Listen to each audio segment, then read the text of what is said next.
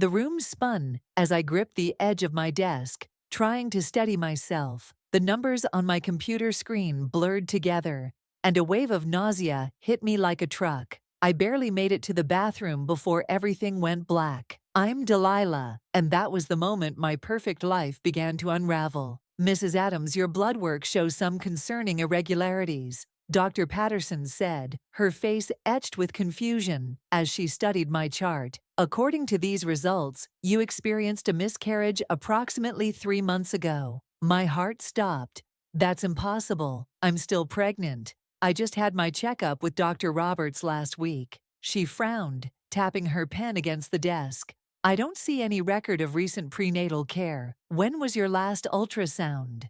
2 weeks ago, I insisted. But something cold settled in my stomach. Miguel, my husband, he always comes with me.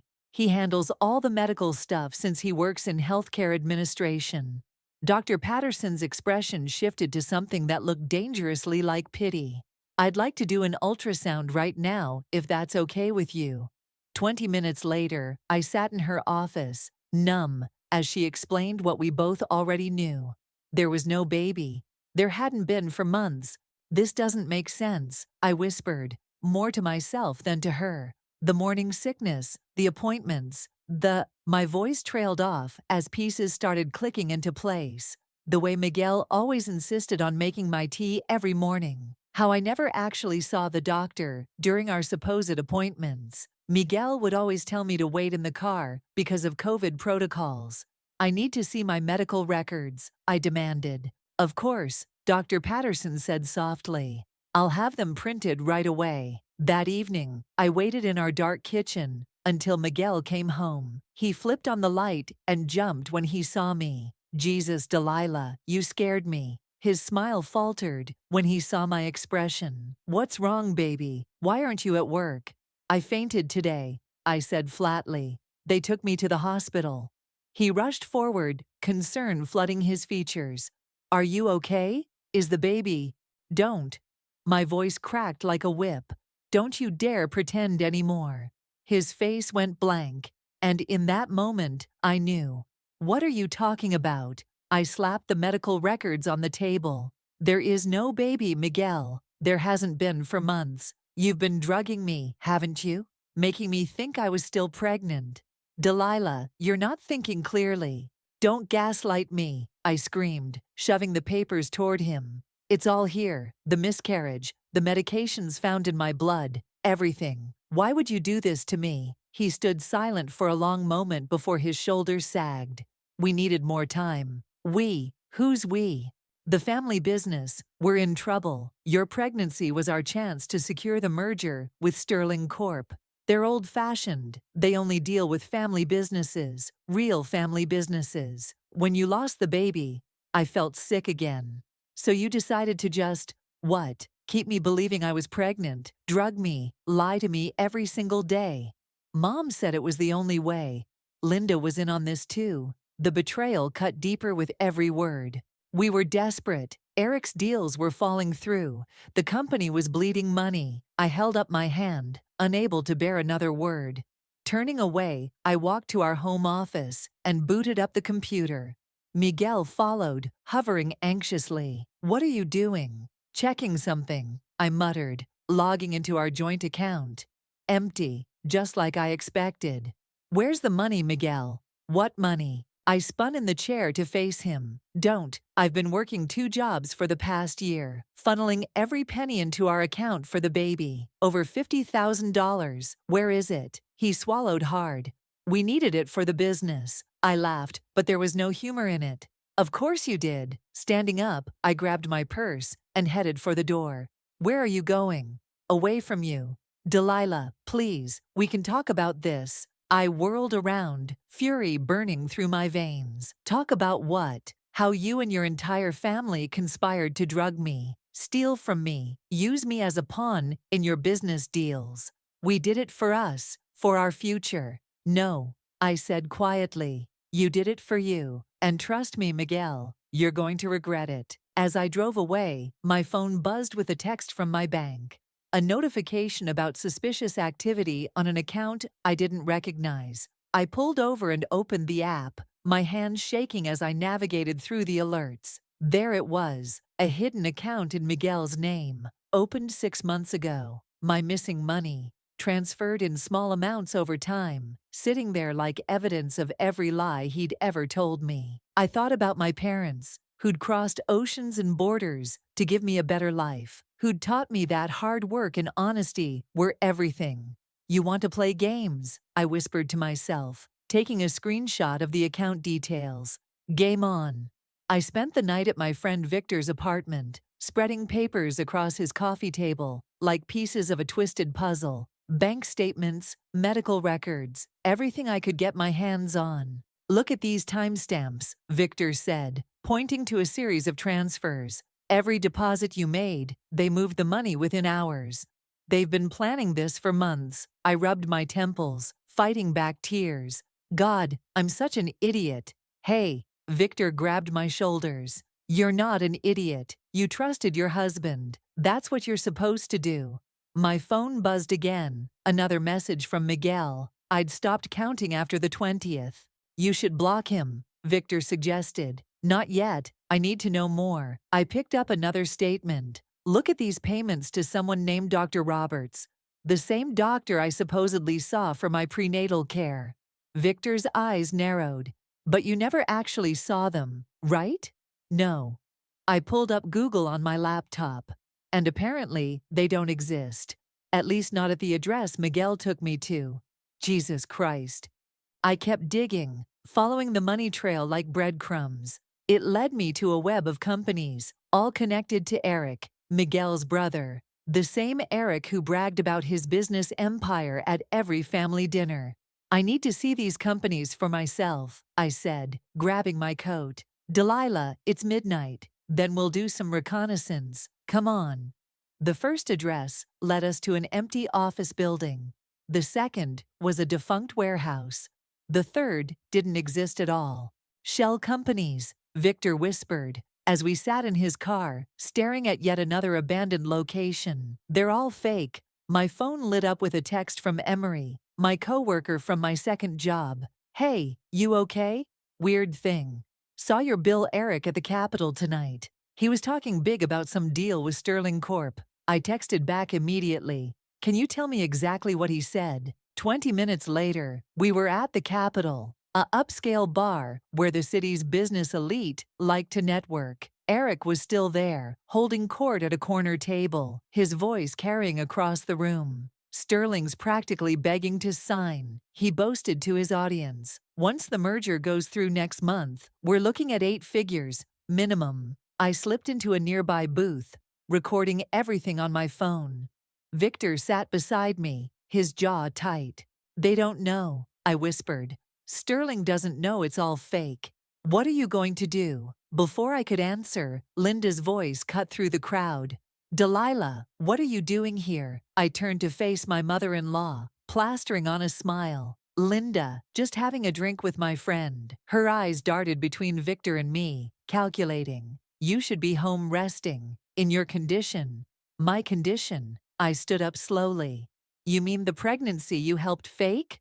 The color drained from her face. "I don't know what you're talking about." "No? Then you won't mind explaining these to me."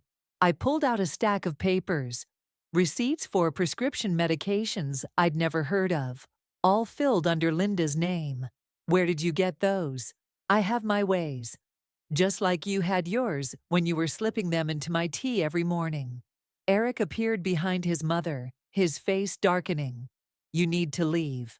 "Or what?" I stepped closer. "You'll drug me too, use me as another pawn in your fake business empire." "Keep your voice down," he hissed. "Why? Afraid someone might hear the truth? That you're running a pyramid scheme. That Sterling Corp is about to invest millions in empty buildings and fake companies." Linda grabbed my arm. "You're hysterical. The pregnancy hormones." "There are no hormones," I yanked free. "Just the drugs you've been feeding me for months." The bar had gone quiet. Faces turned toward us, phones recording. Eric's business associates whispered among themselves. "You're making a scene," Linda said through clenched teeth. "No, I'm just getting started." I turned to the crowd. Anyone here want to know what the Addams family business is really about? I've got proof right here. Eric lunged for my phone, but Victor stepped between us. Touch her, and I call the cops right now. You're going to regret this, Eric snarled. I thought about my father, who'd worked 3 jobs to put me through college. My mother, who'd cleaned houses until her hands bled, always telling me to stand up for what's right. No, I said quietly. You're the ones who are going to regret this. Every lie, every manipulation, every cent you stole. I'm going to expose it all. As we left the bar, my phone buzzed with a message from an unknown number. It was Samantha, Eric's wife. I heard what happened. There's more you need to know. Meet me tomorrow? I showed the message to Victor. Think it's a trap? He shrugged. Only one way to find out. I typed back a quick response, setting up a meeting. The Addams family thought they could bury their secrets, just like they tried to bury my loss. But they were about to learn that some things refuse to stay buried. The coffee shop was nearly empty when Samantha walked in, her designer handbag clutched tight against her chest. She looked different from the polished sister-in-law I knew. Dark circles under her eyes, hair hastily pulled back. I had to be careful, she said, sliding into the booth across from me. Eric's been watching my every move since last night. Why are you here, Samantha? She pulled out a USB drive. Because I can't live with this anymore. What they did to you, it's not the first time. I stared at the small device. What's on it? Everything. Financial records, emails, recordings of their meetings. Her hands trembled as she pushed it across the table. They've been running these schemes for years. Before you, there was another woman, Eric's first wife. I never knew he was married before. They made sure of that. She found out about their fraudulent deals, threatened to expose them. Samantha's voice dropped to a whisper. They destroyed her, took everything she had, ruined her reputation, drove her out of the country. My coffee turned bitter in my mouth. And you helped them. I was scared. Tears welled in her eyes. Eric, he's not the man I married. When he's angry. She pulled up her sleeve, revealing finger-shaped bruises. Jesus, Samantha. I'm not asking for forgiveness. I just want it to stop. She wiped her eyes. There's something else you need to know. The merger with Sterling Corp. It's not just about money. They're planning to use it to launder millions through fake charitable foundations. My phone buzzed. A text from Miguel. Where are you? We need to talk. Mom's in the hospital. Linda's in the hospital, Samantha asked, reading my expression. Probably another manipulation. No, wait. She pulled out her phone, showing me a news alert. She really is. Stress-induced stroke after what happened at the Capitol. Eric's blaming you. Of course he is. I stood up, gathering my things. Thank you for this, Samantha, but you should go. Being seen with me isn't safe for you right now. Wait. She grabbed my hand. There's a meeting tonight at Eric's house. All their major investors will be there. If you want to expose them. You're suggesting I crash it? I'm suggesting you let me help you. I can get you in. She wrote something on a napkin. This is the security code for the gate. The meeting's at 8. After she left, I called Victor. I need a favor. The answer's yes. You don't even know what I'm asking. Doesn't matter. I'm in. That night, Victor parked his car 2 blocks from Eric's mansion. I checked my phone, 7:55 p.m. You sure about this? He asked. I patted my bag, containing copies of everything Samantha had given me. They took everything from me, my trust, my money, my baby. Time to return the favor. The security code worked. We slipped through the garden, following the sound of voices, to Eric's study. Through the window, I could see a room full of men in expensive suits, drinks in hand. The Sterling deal is just the beginning, Eric was saying. Once we have their backing, it's all lies, I announced, walking through the door. Victor flanked me, phone raised and recording. Eric's face contorted. How did you? Your wife let me in. I turned to the investors. Gentlemen, I suggest you look at these before signing anything. I started distributing folders. Complete records of every fake company, every fraudulent transaction. This is ridiculous, Eric sputtered. She's my brother's unstable wife. Ex-wife, I corrected. And I'm not the unstable one. Tell them about the drugs, Eric. Tell them how you and your mother drugged me to fake a pregnancy for this merger. The room erupted in murmurs. One investor stood up, flipping through the documents. These transactions, are these accurate?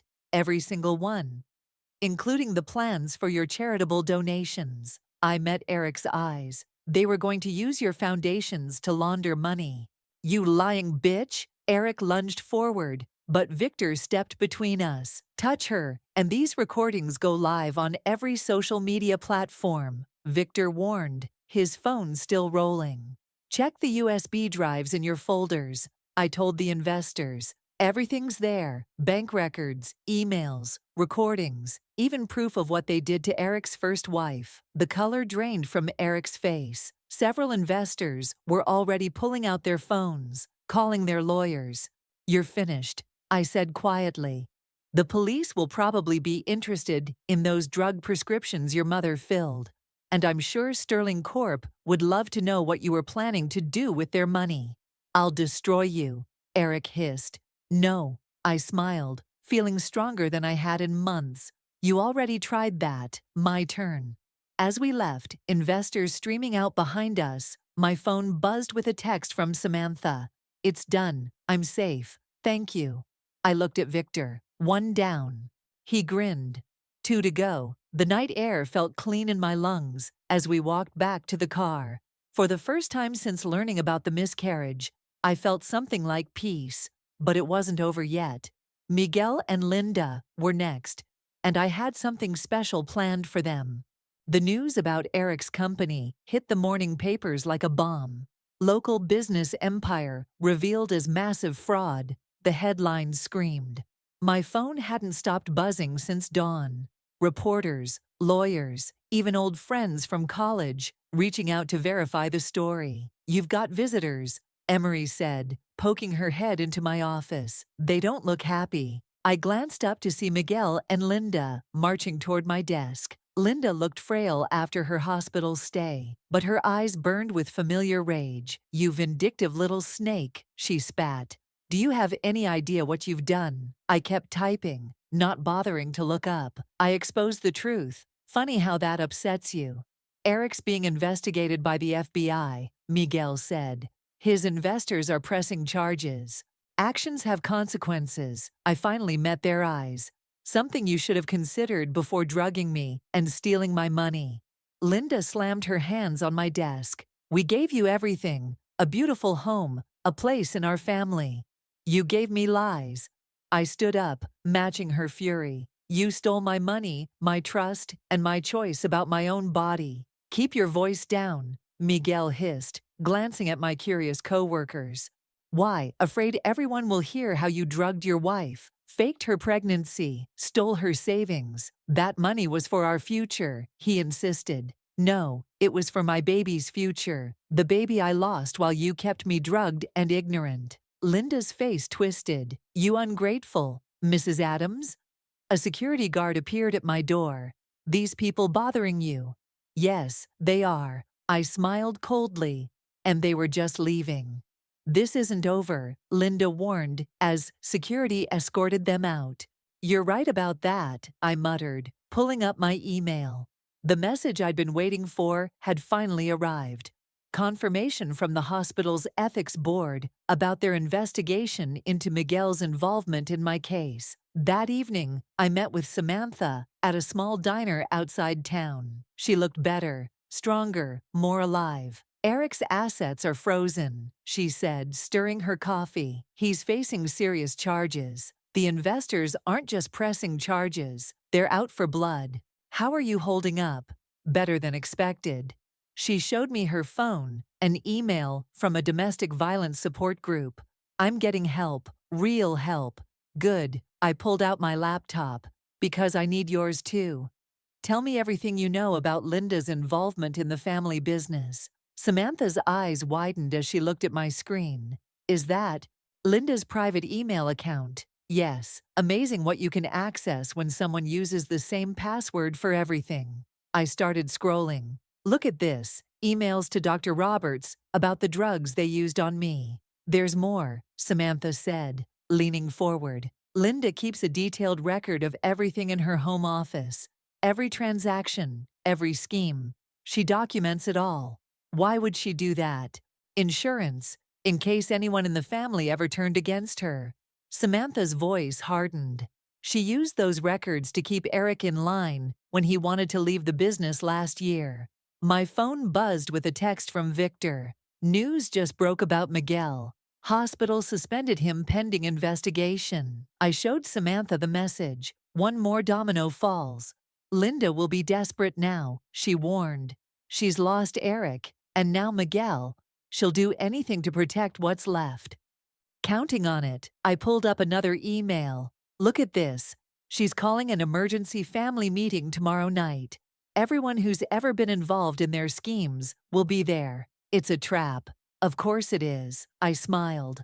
But not for me. The next morning, I walked into my old house for the first time since discovering the truth. Miguel had moved back in with Linda, leaving everything exactly as I'd left it, including the hidden camera I'd installed months ago when I first suspected something was wrong. I downloaded the footage onto my laptop, then made my way to the home office. The safe behind the family portrait opened easily. Miguel never changed the combination from our wedding date. Inside, I found exactly what I needed. Linda's backup drive, filled with years of incriminating evidence. She'd documented everything, just like Samantha said.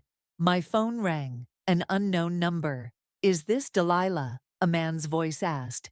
"This is Detective Morris. We'd like to talk to you about some allegations regarding the Addams family." "Of course, Detective." I watched through the window as Miguel's car pulled into the driveway. "I have quite a story to tell you." I slipped out the back door just as Miguel entered through the front, clutching Linda's drive and feeling the weight of justice in my hands. Tomorrow's family meeting would be one for the records, just not the kind Linda was hoping for. As I drove away, another text came through, this time from Samantha. "Everything's ready. They won't know what hit them." I thought about my mother's favorite saying, "The truth always rises to the surface, like oil in water." Tomorrow, the Addams family would learn just how right she was. The contents of Linda's backup drive made me physically sick. Page after page of detailed notes about the drugs they'd used on me, dosages, effects, even a schedule of when to increase the amounts. But what turned my stomach most were the earlier files, the ones about Eric's first wife. "You need to see this," I told Detective Morris, pushing the laptop across his desk. "They didn't just drug me. They've done this before." He scrolled through the documents, his expression darkening. "This is extensive. Mrs. Addams documented everything. She's thorough, I'll give her that." I pulled out my phone, showing him the text messages, and now she's gathering everyone involved for a family meeting tonight. Perfect timing. He closed the laptop. "We'll have officers standing by. Just get them talking." Back at Victor's apartment, I laid out the plan. Samantha's already inside, setting up the recording equipment. The police will be monitoring everything. "Are you sure about this?" Victor asked. "Going in there alone?" "I won't be alone." I showed him the small microphone Detective Morse had given me. "Besides, Linda's too smart to try anything physical. She'll want to talk, to negotiate. That's what worries me." The sun was setting when I pulled up to Linda's mansion. Cars lined the circular driveway. The whole family was here, plus their closest associates. Through the windows, I could see them gathered in the formal living room. I straightened my jacket, checked my microphone, and walked in without knocking. The room fell silent. Linda sat in her favorite armchair like a queen holding court. Miguel standing beside her. Various aunts, uncles, and cousins filled the sofas. Eric was notably absent. "Well," Linda said coldly, "look who decided to grace us with her presence. You invited me." I remained standing, keeping my back to the wall. Something about wanting to resolve our differences privately. "Yes." She gestured to an empty chair. "Let's talk about how we can fix this unfortunate situation." "Fix it?" I laughed. "Eric's facing federal charges. Miguel's suspended from the hospital. Your entire empire is crumbling. What exactly do you think you can fix? We can make this all go away. She pulled out a checkbook. Name your price. My price? I felt the rage building. How about the 3 months of my life you stole? The baby I never got to mourn properly? The trust you destroyed? Don't be dramatic. Miguel cut in. We did what was necessary. Necessary. I pulled out my phone, playing one of Linda's recorded conversations about the drugs. Her voice filled the room, clinical and cold, as she discussed dosages with Dr. Roberts. The family members shifted uncomfortably. One aunt stood up, heading for the door. Sit down, Linda snapped. Nobody leaves until this is settled. There's nothing to settle. I turned to the others. You all knew, didn't you? About the drugs, the fraud, everything. That's why you're here. You're afraid I'll expose your parts in it too. We're family, Linda said firmly. Family protects each other. Family? I pulled out more files from my bag. Like you protected Eric's first wife, or the other women you've destroyed over the years. Miguel stepped forward. Delilah, please, think about what you're doing. I have thought about it. For weeks, I've thought about nothing else. I met Linda's eyes. I found your backup drive. The color drained from her face. You're bluffing. Am I? I started reading from my phone. March 15th, increased subject's dosage to maintain pregnancy symptoms. April 3rd, subject showing signs of confusion, perfect for maintaining the illusion. Stop, Linda whispered.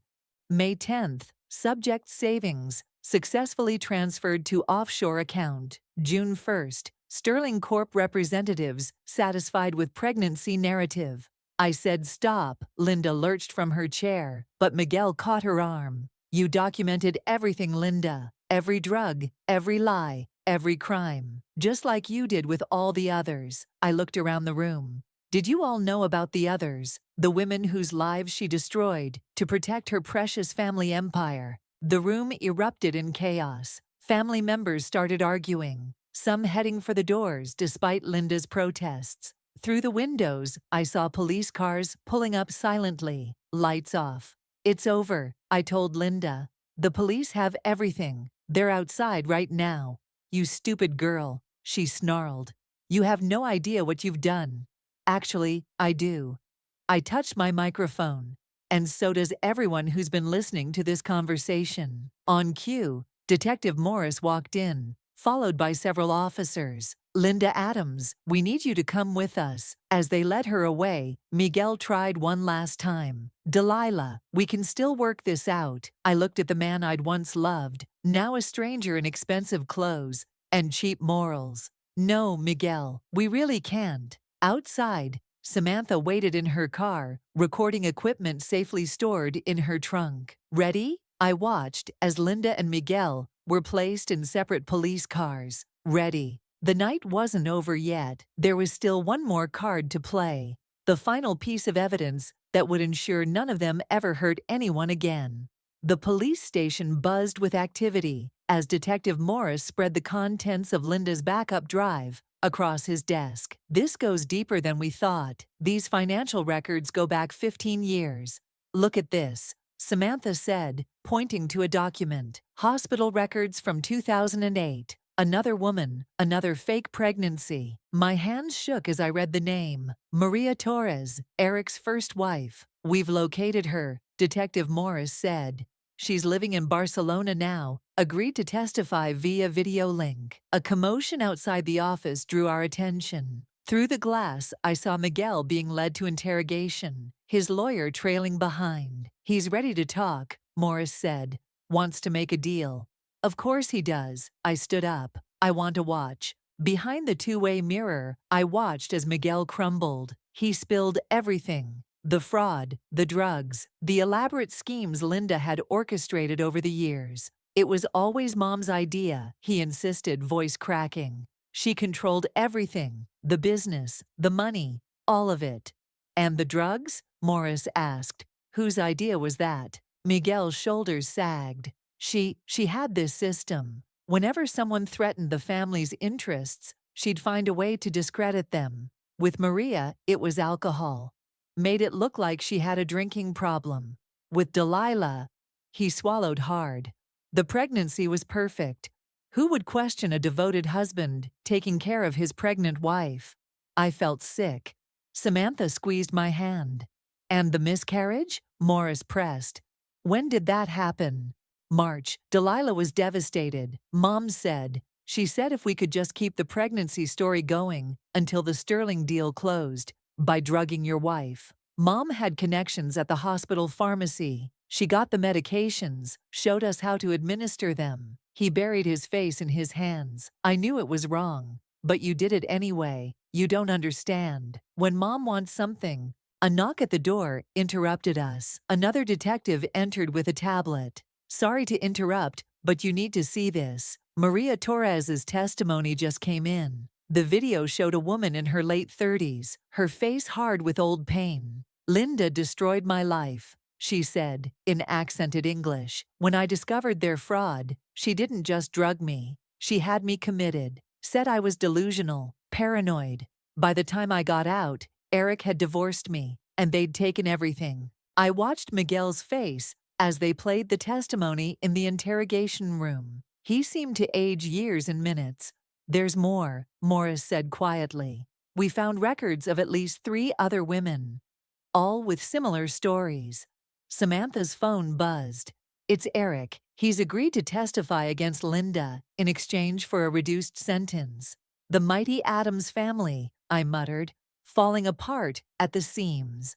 Later that night, I sat in Victor's living room, watching the news coverage. Linda's arrest was the lead story, complete with footage of her being let out of her mansion in handcuffs. You did it, Victor said, handing me a cup of tea. Real tea, no drugs. We did it, I corrected, looking at Samantha. I couldn't have done this without you. I should have spoken up sooner. She twisted her wedding ring. All those women. I knew what Linda was doing, but I was too scared. You're making it right now. I showed them my phone, an email from Mariah. She wants to meet. Says there are more victims out there, women who might come forward now. Linda's going away for a long time, Victor said. They all are. My phone rang. Miguel's lawyer. Mrs. Addams, your husband is asking about the divorce papers. He's willing to sign. Ex-husband, I corrected. And tell him I'll have them delivered tomorrow. After hanging up, I walked to the window. The city lights twinkled below, each one representing a life untouched by the Addams family's poison. What now? Samantha asked. Now, I turned back to them. Now we make sure this never happens to anyone else. The police found evidence of similar schemes in other cities, other families like the Addams, preying on vulnerable women. You want to expose them, too. I want to burn the whole system down. I picked up Linda's backup drive, and thanks to her meticulous record-keeping, we know exactly where to start. Victor raised his glass. To justice. To freedom, Samantha added. I thought about my lost baby, about Maria, about all the women Linda had destroyed in her quest for power and control. To truth, I said, and to making sure it always comes to light. Outside, sirens wailed in the distance. Somewhere in a jail cell, Linda was probably plotting her revenge. But for the first time since this all began, I wasn't afraid. The truth was out, and no amount of money or manipulation could bury it again. Tomorrow, I'd start the next phase of my plan. But tonight, surrounded by real friends and honest hearts, I finally allowed myself to feel something like victory. The courthouse steps were crowded with reporters when I arrived for Linda's sentencing. 3 months had passed since the arrests, but public interest hadn't waned. If anything, it had grown as more victims came forward. Delilah, Maria waved from the entrance, her testimony finally being given in person. Next to her stood 5 other women, all victims of Linda's schemes. Ready? I asked them. Born ready, Sarah, the latest to come forward, replied. Her story had broken last week. Another fake pregnancy, another life nearly destroyed. Inside, the courtroom was packed. Eric sat with his lawyer, refusing to meet anyone's eyes. Miguel hunched in his seat, looking older than his years. But Linda sat straight-backed and proud, as if she were still holding court in her mansion. The judge entered, and we all rose. As the proceedings began, I felt Samantha's hand slip into mine.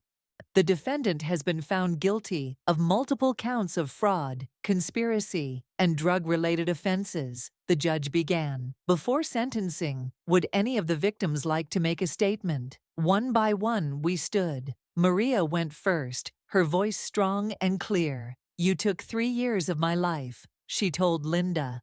"Made me think I was crazy. But look around. We're all here now. We all know the truth." Sarah spoke next, then the others. Each story was different, but the pattern was the same. Linda's manipulation, the drugs, the stolen lives. When my turn came, I faced her directly. "You didn't just steal my money or my trust. You stole my chance to grieve, to heal, to move forward. You turned my loss into your weapon." Linda's mask finally cracked. "Everything I did was for my family." "Order," the judge warned. "No," I continued. "Everything you did was for power. You didn't protect your family, you destroyed it. Look at your sons. Look at what you've done to them." Miguel was crying silently. Eric stared at the floor. "The court sentences Linda Adams to 25 years in federal prison," the judge announced. "Additionally, Eric Adams will serve 8 years and Miguel Adams 5 years, with the possibility of parole." As they led Linda away, she turned to me one last time. "I made you. You were nothing before our family." "No, Linda," I smiled sadly. "You didn't make me. You tried to break me. There's a difference." Outside, reporters swarmed us. "Delilah, how does it feel to see justice served?" "This isn't just about justice," I said into the microphones. "It's about truth, about standing up to people who think their money and power put them above the law."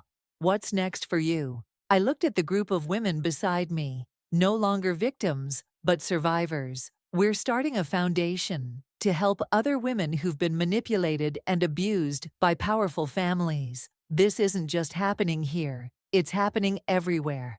And we're going to stop it," Maria added firmly. Later that evening, we gathered at Victor's apartment. Me, Samantha, Maria, and the others. Victor had ordered champagne. "To freedom," he toasted. "To healing," Samantha added.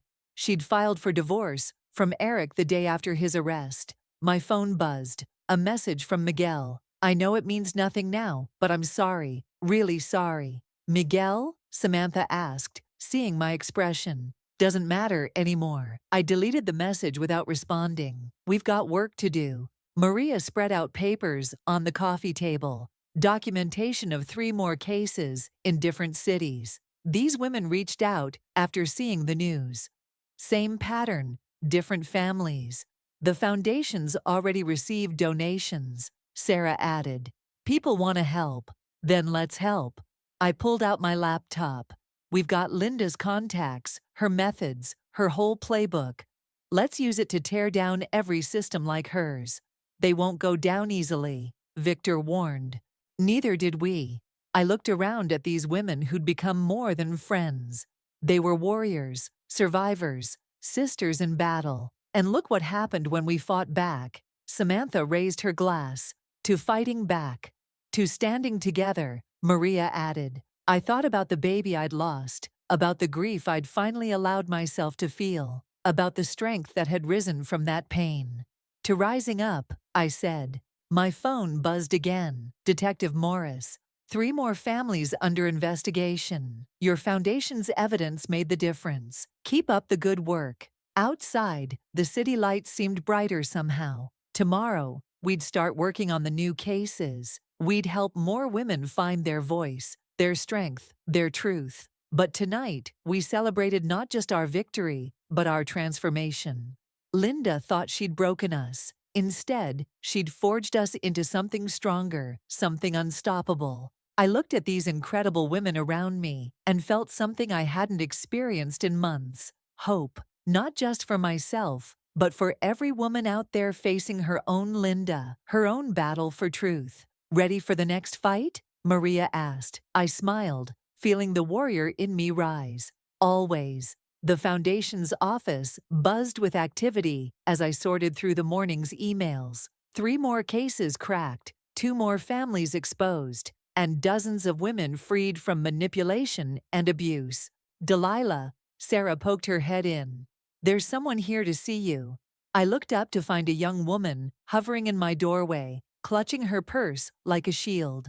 Can I help you? I'm Rebecca, she whispered, Miguel's sister. My heart stopped. I hadn't even known he had a sister. Please, she said quickly. Just hear me out. I've been following your work, the foundation, everything you've done. She pulled out a worn journal. I think you should see this. The journal was Linda's, her earliest records, dating back 30 years. Where did you get this? I was her first test subject, Rebecca said, her voice breaking. They're half-sister, really. When I threatened to expose Dad's affair with my mom, Linda, she made me disappear. My own family erased me. I called Maria and Samantha into my office. Together, we read through the journal, each page revealing deeper horrors. This is where it all started, Maria said softly. Linda's first taste of power. Why come forward now? I asked Rebecca. Because yesterday, Miguel called me from prison. For the first time in 20 years, he apologized, said you taught him what real strength looks like. She wiped her eyes. I want to help other families heal. Real healing, not Linda's version of it. My phone rang. Detective Morris again. Linda tried to hang herself in prison. She'll live. But something she said, she keeps asking for you. Hours later, I sat across from Linda in the prison infirmary. The mighty matriarch had withered, her designer clothes replaced by hospital scrubs. Come to gloat? She asked weakly. No, I came because Rebecca showed me your journal. Linda flinched at the name. You weren't born cruel, Linda. Someone taught you that power means control, that love means submission. But look where it got you. Alone, with your family scattered and broken. Why are you here? She demanded. To offer you a choice. Help us heal the families you've broken, starting with your own, or die alone with your bitterness. Rebecca's willing to try. Are you? She turned away, but not before I saw tears in her eyes. Back at the foundation, I found Victor waiting with news. The support groups expanded to 3 more cities. Women are coming forward everywhere. Good. I showed him Rebecca's paperwork. She'd joined our counseling program. We're not just exposing abuse anymore, we're breaking the cycle. Samantha burst in, waving her phone. You need to see this. A news alert showed Eric speaking from prison. I'm donating every cent of my frozen assets to the foundation. It's time to make amends. Miguel, too, Samantha added. They're both working with investigators to identify more victims. Maria appeared with more files. 4 new cases just came in. But these women? They're not scared anymore. They're ready to fight.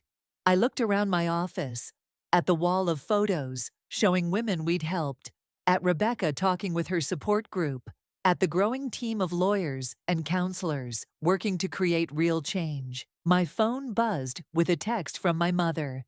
You didn't just survive, mihija. You showed others how to survive too. A knock at my door revealed Sarah with another visitor, a pregnant woman with determined eyes. I think my husband's family, she began. You're safe here, I assured her, gesturing to a chair. Tell us everything. As she spoke, I saw my team gathering. Maria with her legal pad, Samantha with resource packets, Victor making calls to our network of safe houses. This was what real family looked like. This was what real power meant. Rebecca joined us, sitting beside the pregnant woman. You're not alone, she said softly. None of us are, not anymore. I touched the small photo on my desk, my lost baby's ultrasound. No, I agreed. We're stronger together. The woman began to cry, but these weren't tears of fear. They were tears of relief, of recognition, of finding sanctuary after a long, dark journey. Outside my window, the city stretched endless and bright. Somewhere out there, more women were gathering courage, finding their voices, ready to break free. And we would be ready, with open arms, with resources, with understanding, with strength. Linda had tried to break me, but instead, she'd helped create something unbreakable, a network of survivors, a chain of healing, a force for change that would outlast any empire built on lies. Ready? Maria asked, case files in hand. I looked at these faces, my true family, my real legacy, always. Together, we got to work, knowing that every woman we helped was another victory. Another step toward a world where power meant empowerment, where family meant support, where truth always found its way to light. This wasn't an ending. It was a beginning, for all of us.